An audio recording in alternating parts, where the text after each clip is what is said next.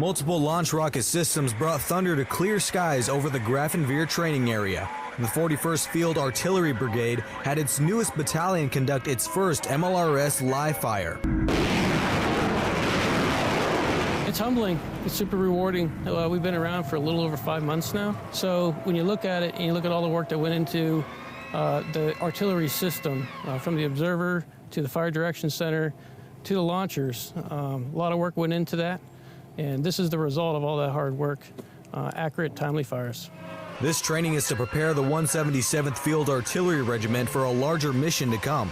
Our follow-on mission is African Lion 21, occurring in June in Morocco. I get to go to a new place I've never been before. I'm very excited. My crew's excited. We can't wait to get out and accomplish and execute our mission. I'm Specialist James Alegria, Grafenwehr, Germany.